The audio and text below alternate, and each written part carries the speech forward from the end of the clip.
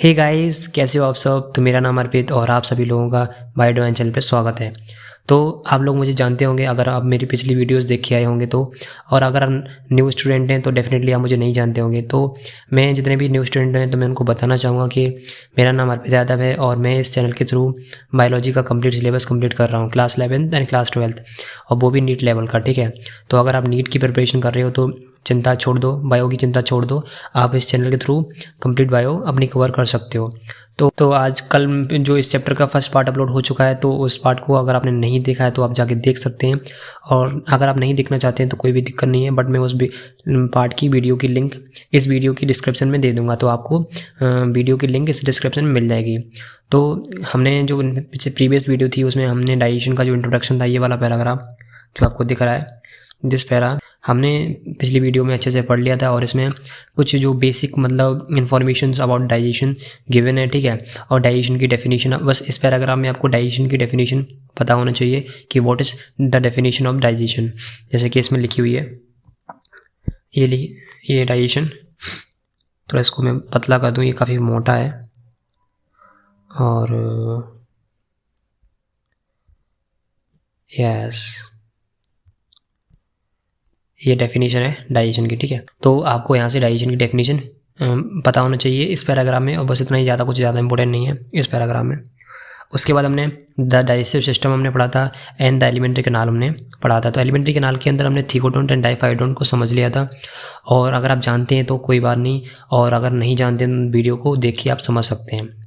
तो आज हम जो स्टार्टिंग करेंगे अपनी इस वीडियो की, जो स्टार्टिंग करेंगे वो यहाँ से करेंगे, एन अडल्ट ह्यूमन, ठीक है। जहाँ से हमने छोड़ा था वहीं से स्टार्ट करेंगे। और डेफिनेटली अब मैं आपसे ये बस रिक्वेस्ट करता हूँ, बस आप मेरी एक बात मानो, ठीक है। जब भी आप मेरी वीडियो को क्लिक करते हो प्लीज़ प्लीज़ पीछे का रिवीजन करके आया करो। और अगर आप रिवीजन भी नहीं कर सकते तो आप मुझे बता दो, मैं आपका रिवीजन भी करवा दूंगा, अगर आपको रिवीजन करने में प्रॉब्लम हो रही है तो। वैसे ऐसा होना चाहिए, थोड़ा बहुत आप खुद भी करो, क्योंकि खुद नहीं करोगे तब तक आपको मतलब आपकी जो ऑब्जर्वेशन है वो डेवलप नहीं होंगी। तो स्टडी के लिए जो ऑब्जर्वेशन काफ़ी इंपॉर्टेंट होती है, तो आप खुद से रीडिंग करके आया करो एंड रिवीजन करके आया करो। और अगर नहीं हो पा रहा तो आप बता देना, मैं रिवीजन करवा दूंगा। तो चलो स्टार्ट करते हैं। An adult human has a 32 permanent teeth. हमें पता है अडल्ट ह्यूमन में 32 परमानेंट टीथ होते हैं, which are of 4 different type, namely incisors, canines, premolars and molars. ठीक है, हमें पता है कि हमारे जो अडल्ट ह्यूमन के अंदर 32 परमानेंट टीथ होते हैं, 20 टेम्पररी टीथ होते हैं। तो उसमें से जो 32 परमानेंट टीथ होते हैं वो डिफरेंट टाइप के होते हैं, इंसिसर्स, कैनाइंस, प्रीमोलर्स एंड मोलर्स। और इसी डिफरेंट टाइप की डेंटेशन को बोलते हैं हेटेरोडोंट डेंटेशन। ये इसमें गिवन है, मैं कहीं बाहर से नहीं बोल रहा हूँ, ये हेटेरोडोंट डेंटेशन, ठीक है। तो हेटेरोडोंट डेंटेशन कुछ नहीं है, जो डिफरेंट टीथ प्रेजेंट होते हैं हमारे माउथ के अंदर, ठीक है, उसी को कहते हैं हेटेरोडोंट डेंटेशन। उसके बाद है an arrangement of teeth in each half of the upper and lower jaw और in order of incisors, canines, premolars, molars is represented by the dental formula which is a human is 2:1/223 2:1/2:3, sorry 2:1/2:3/2:1/2:3। तो ये dental formula है जिसमें क्या है कि teeth का representation show होता है, मतलब जो टीथ मतलब जो आपका लोअर जो है और जो अपर जो है उसका हाफ पोर्शन में जो टीथ का अरेंजमेंट होता है, उस टीथ के अरेंजमेंट को ही हम डेंटल फार्मूला के थ्रू रिप्रेजेंट करते हैं। तो 2:1/2:3 2:1/2:3, ये क्या है, सबसे पहले क्या है इंसेसर्स, तो 2 इंसेसर्स हैं, 1 कैनाइन है, 2 प्रीमोलर्स हैं एंड 3 मोलर्स हैं। जैसे कि इसमें आपको गिवन दिया हुआ है, ये यहाँ पर दिया हुआ है, आपको दिख रहा है दैट 2 इंसेसर्स हैं हमारे, ओके, ठीक है। 2 इंसेसर्स हैं, 2 कैनाइंस हैं, 2 प्रीमोलर्स हैं एंड सॉरी 2 इंसेसर्स हैं, 1 कैनाइन है, 2 प्रीमोलर्स हैं, 3 मोलर्स हैं। तो ये आपको दिख रहा है दैट 2:1/2:3। ये आपका मान लो this is a lower jaw, ऐसे ही आपका अपर जॉ होगा, तो उसके हाफ पोर्शन में भी कितने होंगे 2:1/2:3, ठीक है। तो ये आपका डेंटल फार्मूला बन गया, ठीक है। तो डेंटल फार्मूला कुछ नहीं, बहुत ईजी सी चीज़ है, ठीक है, जिसमें क्या है कि टीथ का मतलब जो अरेंजमेंट है उसको रिप्रेजेंट करने का एक तरीका है डेंटल फार्मूला, ठीक है, और कोई ज़्यादा बड़ा नहीं है।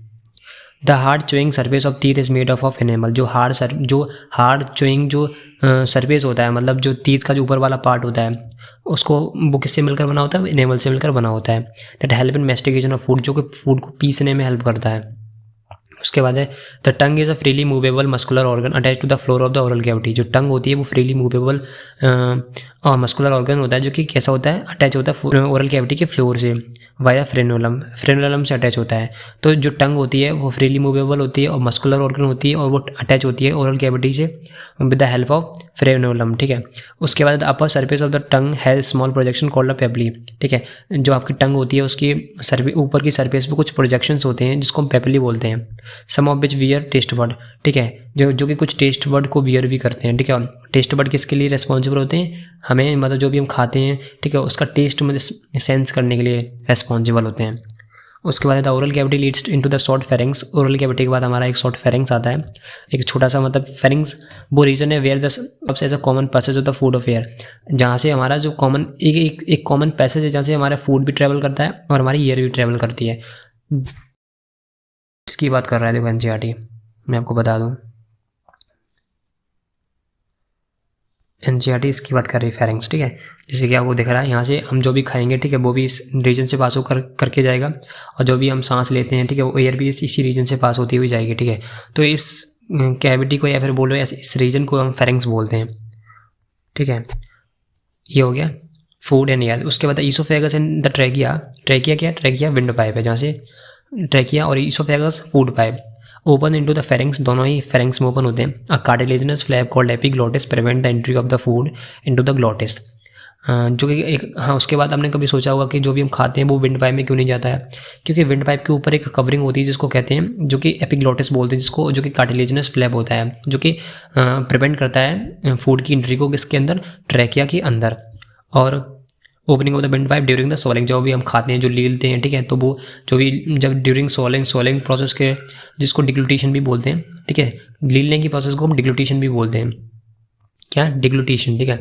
तो जो भी हम लीलते हैं, तो वो जो हम लीलते हैं, ठीक है, जो भी हम सॉलो करते हैं, ठीक है, वो सॉलो करते समय जो फूड पार्टिकल्स होता है वो लंग्स के अंदर ना चला जाए थ्रू द ट्रैकिया के थ्रू, तो उसको कवर कौन करता है, एपिग्लोटिस कवर करता है। उसके बाद हाँ, ये थोड़ा स्ट्रक्चर रह गया तीत का स्ट्रक्चर, मैंने थोड़ा बहुत मतलब आपको एक्स्ट्रा नॉलेज देने की कोशिश की है। ये तीत का बेसिक सा स्ट्रक्चर होता है, ठीक है, जैसे कि मैं आपको दिखा दूँ। ये तीत का जैसे कि दीज आर कस्प, ठीक है।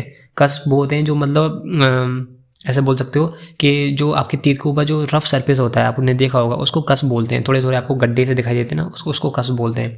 और ऊपर वाला पार्ट एनेमल होता है, उसके नीचे डेंटेन होता है, देन पल्प कैविटी होती है, देन सीमेंटम होता है, एपिकल फोरामेन होता है। तो ये बेसिक से स्ट्रक्चर हो गया। एपिकल फोरामेन क्या है, यहाँ पर छोटे छोटे होल्स होते हैं। होल्स के थ्रू क्या है कि जितने भी मतलब ब्लड कैपिलरीज, मतलब वीन्स, आर्टरीज और नर्व्स भी इंटर करती है। जैसे आपको दिख रहा होगा ये क्या है, veins, capillaries, veins, arteries and आपके नर्व्स होगा, ठीक है। उसके बाद ये क्राउन है, ठीक है, ये नेक है, this is a neck and this is a root, ठीक है। नीचे वाले पार्ट को रूट बोलते हैं। तो ये बेसिक सा स्ट्रक्चर आप बनाना चाहते हो तो अपनी एनसीईआरटी में बना सकते हो, कोई भी मतलब अच्छा ही होगा अगर आप बना लो, ठीक है। उसके बाद हम कहाँ थे, हाँ, ये हो गया एपिग्लोटिस हो गया, ये ऐसे ही हो गया ना। हम यहाँ पर हैं, देखिए, हाँ, यस, यहाँ पर, ठीक है।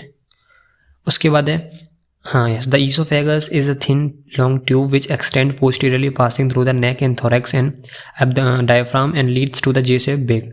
होता क्या है कि जो ईसोफेगस है वो कैसा होता है, थिन होता है, ठीक है, लॉन्ग होता है, लॉन्ग ट्यूब होती है, विच एक्सटेंड पोस्टीरियरली मतलब डाउनवर्ड डायरेक्शन में, ठीक है, ऊपर से नीचे की तरफ एक्सटेंड करता हुआ जाता है। एंड पासिंग थ्रू द नेक से पास करता हुआ, हमारी गर्दन से पास करता हुआ, थोरैक्स से, जो आपकी थोरैसिक कैविटी होती है जिसमें लंग सिचुएटेड होती है उसको थोरैसिक कैविटी बोलते हैं, ठीक है। थोरैक्स से पास करता हुआ और थोरैक्स और एब्डोमिनल कैविटी को सेपरेट करते हुए एक मस्कुलर सीट होती है जिसको डायफ्राम बोलते हैं, ठीक है। आपको जो नेक्स्ट चैप्टर है ना रेस्पिरेशन वाला, ठीक है, तो उसमें डायफ्राम आपको अच्छे से विजुलाइज होगा, तो उसकी टेंशन मत लीजिए। डायफ्राम होता है, उसको उससे पास करती हुई जे शेप्ड बैग में अटैच होती है आगे ईसोफेगस आपका। तो ये ईसोफेगस बताया गया है कि ईसोफेगस आपका थिन होता है, लॉन्ग ट्यूब होती है, और ये आपका जो नेक और थोरैक्स और डायफ्राम को पास करता हुआ कहाँ से अटैच होता है, जे शेप्ड बैग, जिसको हम स्टमक बोलते हैं, ठीक है।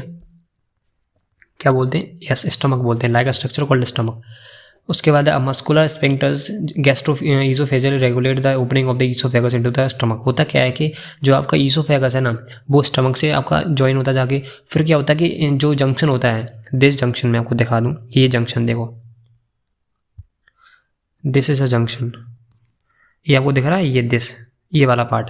यहाँ पर क्या है कि स्पिंक्टर होता है। स्पिंक्टर ऐसे बोल सकते हो मस्कुलर चिमटी होती है जो कि फूड के बैक फ्लो को प्रिवेंट करती है। जब एक बार फूड एंटर कर गया आपका स्टमक में, फिर वो बैक फ्लो वापस से ईसोफेगस में नहीं जाता है, बट कुछ कंडीशन में चला जाता है, जैसे कि वॉमिटिंग वगैरह। नॉर्मल कंडीशन में नहीं जाता है। तो आपको समझ में आ जाए कि एक स्पिंक्टर होता है जो कि फूड की एंट्री को रेगुलेट करता है इनटू द स्टमक, ठीक है। और वैसे ही एक और स्पिंक्टर यहाँ पर भी होता है, यहाँ पर इसको हम पाइलोटिक स्पिंक्टर भी बोलते हैं, ठीक है। ये पाइलोटिक स्पिंक्टर किसको रेगुलेट करता है? Entry of the food into the small intestine, क्योंकि यहाँ से हमारा स्मॉल इंटेस्टाइन का पार्ट स्टार्ट हो जाता है। जो आपको पता है स्मॉल इंटेस्टाइन के 3 पार्ट होते हैं, डिडनम, जेजुनम, इलियम। नहीं पता है तो मैं अभी आपको बता दूंगा, ठीक है। तो ये हो गया, ठीक है। उसके बाद है gastro-oesophageal sphincter regulate the opening of the oesophagus into the stomach, ये हो गया।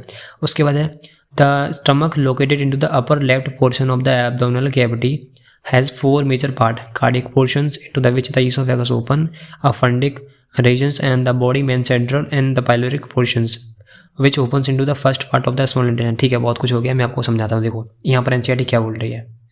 होता क्या है कि मान लो, जैसे कि आप ये मान लो कि ये एक मतलब ह्यूमन का मतलब पूरा, जैसे कि आपको पता है ह्यूमन तो अंदर से हॉलो ही होता है, तो ये मतलब हॉलो पार्ट है, ठीक है।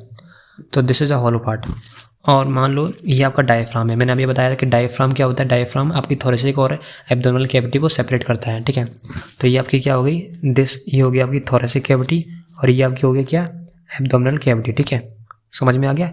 उसके बाद हमारी जो एनसीईआरटी बोल रही है, एनसीईआरटी क्या है, एनसीईआरटी स्टमक की पोजीशन बता रही है कि स्टमक हमारे बॉडी के अंदर कहाँ पर सिचुएटेड होता है, ठीक है। तो एनसीईआरटी बोल रही है कि एब्डोमिनल कैविटी के लेफ्ट साइड, ठीक है। तो ये अपना राइट साइड है, ठीक है, और ये अपना लेफ्ट साइड है, ठीक है। तो लेफ्ट साइड की अपर पोर्शन पे, तो यहाँ पर कहीं बता रही है, ठीक है, यहाँ पर हमारा स्टमक लोकेटेड होता है। तो आपको समझ में आ गया है कि एनसीईआरटी क्या कहना चाहती है। एनसीईआरटी स्टमक की पोजीशन बता रही है कि स्टमक जो होता है वो एब्डोमिनल कैविटी के right side to the upper portion situated होता है। यहाँ पर होता है दिस इज अ स्टमक, ठीक है। तो ये आपको समझ में आ गया होगा। तो देखो फिर से मैं पढ़ देता हूँ आपके लिए, क्या बोल रही है कि द स्टमक लोकेटेड, यहाँ पर देखिए, यहाँ पर है, यहाँ पर, ठीक है, ये okay. The stomach located in the upper left portion of the abdominal cavity, लिखा ना, स्टमक जो होता है वो अपर लेफ्ट, अब ऊपर side left side abdominal cavity के साइड सिचुएटेड होता है, ठीक है। फिर बताया कि स्टमक के इसमें पार्ट बताया जा रहा है कि स्टमक के जो होते हैं 4 पार्ट होते हैं: cardiac portion, cardiac, fundic, body and pyloric, ठीक है। ये देखो मैं आपको डायग्राम भी दिखा देता हूँ। ये पार्ट की एनसीईआरटी बात कर रही है, ठीक है, ये, ठीक है। फंडस, कार्डियक, बॉडी, पाइलोरिक, ठीक है। ये क्या है, ये हमारे स्टमक के पार्ट हो गए, ठीक है। तो ये पार्ट्स हैं। और आपका जो ईसोफेगस है, ये जो ईसोफेगस है वो कहाँ इंटर कर रहा है, वो इंटर कर रहा है हमारा किसमें, कार्डिक रीजन में, ठीक है। और जो मेन मतलब सेंट्रल जो बॉडी है, मतलब जो मेन पार्ट है, मतलब मेन, जैसे हमारी मेन सेंट्रल बॉडी होती है उसी तरह स्टमक की मेन सेंट्रल बॉडी होती है। तो उस रीजन को क्या बोल दिया, बॉडी बोल दिया, ठीक है। उसके बाद जो पाइलोरिक रीजन है, दिस रीजन, ये पाइलोरिक रीजन है, वो कहाँ जाके अपना जुड़ता है, सीधा स्मॉल इंटेस्टाइन में जुड़ता है, ठीक है। तो ये बेसिक सा स्टमक का स्ट्रक्चर बताया गया। देखो लिखा है ना, a cardiac portions into which the oesophagus open, oesophagus open होता है कार्डियक पोर्शन में। अ फंडिक रीजन्स, ठीक है। उसके बाद अब बॉडी, जो मेन सेंट्रल रीजन है बॉडी बोल दिया। पाइलोरिक पोर्शन, ठीक है, दिस पाइलोरिक पोर्शन, ठीक है। पाइलोरिक पोर्शंस, हाँ, ये pyloric portion which open to the 3 parts of the small intestine, ठीक है। उसके बाद small intestine is distinguishable into the 3 regions, ठीक है। जो आपकी स्मॉल इंटेस्टाइन होती है वो 3 रीजन्स में डिस्टिंग्विजिबल होती है। C shaped duodenum, a long coiled middle portion jejunum, highly coiled ileum, ठीक है। इसमें स्मॉल इंटेस्टाइन की पोजीशन, स्ट्रक्चर्स बताए हैं कि स्मॉल इंटेस्टाइन के 3 स्ट्रक्चर्स होते हैं, ठीक है। जैसे कि इस डायग्राम में आपको समझा देता हूँ, ठीक है। सबसे पहले क्या होता है हमारा सी शेप्ड ड्यूडेनम, ठीक है। ये आपको दिख भी रहा होगा, कुछ सी शेप्ड जैसा है, ठीक है, देखा ना, सी शेप्ड जैसा है। तो सी शेप्ड आपका डिडनम हो गया, ठीक है। उसके बाद आपका जो लॉन्ग कॉइल्ड पोर्शन होता है जेजुनम, और हाईली कॉइल्ड पोर्शन होता है उसको इलियम बोलते हैं। तो 3 पार्ट हो गए, डिडनम, जेजुनम, इलियम। सी शेप्ड जो होता है उसको डिडनम बोलते हैं, जो लॉन्ग कॉइल्ड होता है उसको जेजुनम बोलते हैं, जो हाईली कॉइल्ड होता है उसको इलियम बोलते हैं, ठीक है।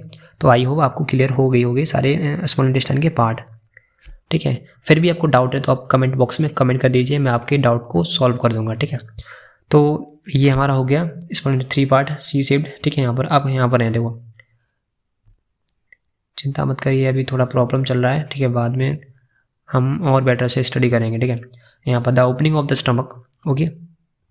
The opening of the stomach into the duodenum is guarded by the pyloric ovary में, जैसे मैंने आपको बोला था कि यहाँ पर क्या होता है, यहाँ पर हमारा पाइलोरिक स्फिंक्टर होता है, ठीक है। दिस यहाँ पर क्या होता है, पाइलोरिक स्फिंक्टर होता है। तो वही एनसीईआरटी बोल रही है कि जो आपका जो जो स्टमक की ओपनिंग होती है किसमें, डिडरम रीजन में, वो किसके द्वारा गार्डेड होती है, बाय द पाइलोरिक स्फिंक्टर। वही स्फिंक्टर क्या है, मस्कुलर चिमटी। उसके बाद ileum open into the large intestine. उसके बाद जो इलियम होती है, आपको पता है डिडरम के बाद इलियम आएगा, ठीक है। इलियम जो open into the large intestine and it consist the caecum, colon and rectum, ठीक है। अब यहाँ पर समझिए होता क्या है बेसिकली हमारा सबसे पहले क्या है, डिडरम होता है, फिर जिजनम होता है, उसके बाद हमारा इलियम होता है। तो एनसीईआरटी बोल रही है कि जो लास्ट पार्ट होता है स्मॉल इंटेस्टाइन का, वो जाके किस में ओपन होता है, वो जाके हमारा लार्ज इंटेस्टाइन में ओपन होता है। और लार्ज इंटेस्टाइन के क्या क्या पार्ट बताए हैं हमारी एनसीईआरटी ने, लार्ज इंटेस्टाइन के हमारे 3 पार्ट एनसीईआरटी बोल रही है, ठीक है। पहला हमारा सीकम है एंड सेकंड हमारा कोलोन्स है। तो कोलोन्स के भी पार्ट्स होते हैं, ठीक है। ऊपर जाता हुआ जो पार्ट है उसको असेंडिंग कोलन बोल दिया, जो सीधा पार्ट है उसको ट्रांसफर कोलन बोल दिया, ठीक है। और जो नीचे जाता हुआ पार्ट है उसको हमारा डिसेंडिंग कोलन बोल दिया, और जो एस शेप्ड है उसको सेगमेंट कोलन बोल दिया। उसके बाद हमारा जो रेक्टम और नीचे एनस में आपको दिखा देता हूँ, दिस इज एनस, ठीक है, एंड दिस इज एनस, ठीक है। तो ये क्या है, ये एनसीईआरटी बता रही है ये लार्ज इंटेस्टाइन के पार्ट हैं। बेसिकली अगर ब्रॉडली हम देखें तो मेनली 3 पार्ट एनसीईआरटी बोल रही है, सीकम, कोलोन एंड रेक्टम, ठीक है। एनस ओपनिंग होती है, ठीक है, एनस ओपनिंग होती है, ठीक है। लार्ज इंटेस्टाइन की ओपनिंग को एनस बोलते हैं, ठीक है। तो डेफिनेटली आपको ये क्लियर हो गया होगा, अगर मतलब नहीं हुआ है तो भाई डाउट है तो उसको लिख दो, मैं बता दूंगा, ठीक है। तो ये हमें यहाँ तक हमने कर लिया है। कहाँ पर हम थे, यस यहाँ पर थे, सीकम, कोलोन एंड रेक्टम, ये सीकम, कोलोन एंड रेक्टम। तो ये हमारा हो गया है। Now the caecum is a small blind sac which host some symbiotic microorganisms. अब होता क्या है कि सीकम के अंदर बहुत सारे मतलब माइक्रो ऑर्गेनिजम्स होते हैं जो कि काफ़ी मतलब बेनिफिशियल होते हैं हमारी बॉडी के लिए, ठीक है। वो काफ़ी ऐसे डिग्रेडेशंस करते हैं, ठीक है, ऐसी मतलब केमिकल रिएक्शंस करते हैं जो कि हमारी बॉडी के लिए काफ़ी हेल्पफुल होती है। मतलब यहाँ पर क्या है कि मैं आपको ये मतलब एक्स्ट्रा नॉलेज बता देता हूँ कि इन बैक्टीरिया के हेल्प से ही क्या है कि हमारी बॉडी में वाइटामिन बनते हैं, ठीक है। तो आप चिंता मत करिए, वो जो एक्स्ट्रा नॉलेज है वो हमारे नोट्स के थ्रू कवर हो जाएगी। ये चैप्टर जितने भी न्यू स्टूडेंट हैं मैं उनको बताना चाहूँगा कि ये चैप्टर हम अपने नोट से भी पढ़ेंगे, ठीक है। और वो मेरे हैंड नोट्स हैं तो वो सुपर लेवल है, ठीक है, उससे बाहर कुछ नहीं आएगा, ठीक है। अभी एनसीईआरटी को समझते हैं, उसके बाद हैंड नोट से भी समझेंगे। तो ये हमारा हो गया, caecum is a small blind sac which is host सब सिम्बियोटिक माइक्रो ऑर्गेनिजम्स। उसके बाद है a narrow finger like tubular projections called a vermiform appendix which is a vestigial organ. होता क्या है कि ये बम्बीफॉर्म अपेंडिक्स की बात कर रही है एनसीईआरटी, ये this is a vermiform appendix, this is इसकी बात कर रही है। होता कि ये फिंगर लाइक प्रोजेक्शन आपको दिख रहा है, ये फिंगर लाइक प्रोजेक्शन दिख रहा है, ठीक है। ये क्या है, ये वेस्टिजियल ऑर्गन है, ठीक है। हमारी बॉडी में इसका कुछ काम नहीं रहा है, मतलब बहुत ही मतलब इसका जो फंक्शन है हमारी बॉडी के अंदर वो बहुत ही रिड्यूस हो चुका है। अब इसका कोई मतलब साइंटिफिक अगर देखा जाए, मतलब हम हायर साइंस की बात करें तो उन्होंने भी बताया है कि इसका हमारी बॉडी में कुछ ज़्यादा खास काम नहीं रहा है, ठीक है। तो आगे बढ़ते हैं। तो हमारी बॉडी इसको वेस्टिजियल ऑर्गन बोल रही है। Arises from the caecum, caecum से अराइज होता है। The caecum opens into the colons. Caecum क्या है, हमारे जो किस में ओपन होता है, कोलोन्स में ओपन होता है, ठीक है। The colon is divided into the 4 parts. Colon है वो 4 पार्ट में डिवाइडेड होता है, जैसे कि मैंने आपको बताया। असेंडिंग कोलोन मैं आपको दिखा दूं, ठीक है, ये असेंडिंग कोलोन, ट्रांसफर कोलोन, ठीक है, डिसेंडिंग पार्ट, ठीक है, ascending, transverse, descending and sigmoid colon, ठीक है। सेगमेंट मतलब एस शेप्ड मतलब है तो उसको सेगमेंट बोल दिया, ठीक है। उसके बाद है the descending part open into the rectum which opens out through the anus, ठीक है। उसके बाद जो डिसेंडिंग पार्ट है वो किस में ओपन होता है, रेक्टम में ओपन होता है, और रेक्टम किस में ओपन होता है, हमारा एनस में ओपन होता है। तो ये पूरा हमारा लार्ज इंटेस्टाइन कंप्लीट हो गया, ठीक है। अभी बेसिकली हम स्ट्रक्चर्स की बात कर रहे हैं क्योंकि एनसीईआरटी स्ट्रक्चर की ही बात कर रही है, ठीक है। हमारा ये caecum, then ascending colon, transverse colon, descending colon, sigmoid colon, rectum, then anus, ठीक है। ये हमारा एनस हो गया। तो ये आपको समझ में आ गया होगा। उसके बाद है यहाँ पर अब यहाँ से क्या है कि वेंट्रिकल कैनाल की जो बॉल होती है उसकी हिस्टोलॉजी स्टार्ट हो जाती है, ठीक है।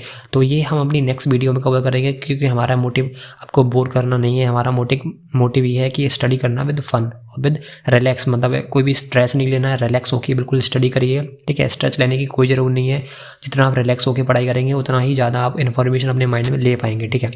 और कभी भी किसी टीचर की बुराई मत करिए, ठीक है। ये जो टीचर्स होते हैं वो अपना बेस्ट देते हैं और डेफिनेटली बात है वो क्या है, नॉलेज को स्प्रेड कर रहे हैं। तो जहाँ से भी आपको नॉलेज मिलेगी उसे ले लो, ठीक है। नॉलेज के लिए भूखे रहो, ठीक है। ये मत देखो कि वो मतलब ज़्यादा एक्सपीरियंस टीचर हैं तो उनसे पढ़ना, या फिर ये भी मत देखो कि अब वो तो कुछ नया ही है, वो क्या उसके पास कुछ एक्सपीरियंस नहीं, वो क्या पढ़ाएगा। देखो जो सही पढ़ा रहा है खुद देखिए और चेक करिए कि आपके क्वेश्चंस बन रहे हैं। अगर आपके क्वेश्चंस बन रहे हैं तो वो टीचर सही है, ठीक है। और खुद से मतलब किसी टीचर पे ब्लाइंडली मतलब भरोसा मत करिए, खुद से चेक करिए, ठीक है। वो देखिए कि वो टीचर सिलेबस कंप्लीट कर रहा है, क्या उसके क्वेश्चंस बन रहे हैं, क्या तुम जो पढ़ रहे हो वो तुम्हारे कॉन्सेप्ट और बुक के कॉन्सेप्ट मैच हो रहे हैं, ठीक है। तो मतलब खुद से मतलब एनालाइज करिए, ठीक है। किसी पे ऐसे भरोसा मत करिए। तो चलो अच्छे रहिए, हेल्दी रहिए, खाना खाते रहिए, पीते रहिए, और मेन इंपॉर्टेंट है कि पढ़ाई करते रहिए और रिवीजन करते रहिए, ठीक है। रिवीजन करके आइएगा, रिवीजन बहुत इंपॉर्टेंट है। और चिंता मत करिए, मैं प्रैक्टिस भी कराऊंगा, ठीक है। अभी हम पढ़ने पे फोकस करते हैं, फिर मैं प्रैक्टिस भी कराऊंगा, PYQs भी करेंगे, ठीक है। बहुत मज़ा आएगा, ठीक है। और रिलैक्स रहिए, चलो ठीक है, तब तक के लिए ओके बाय।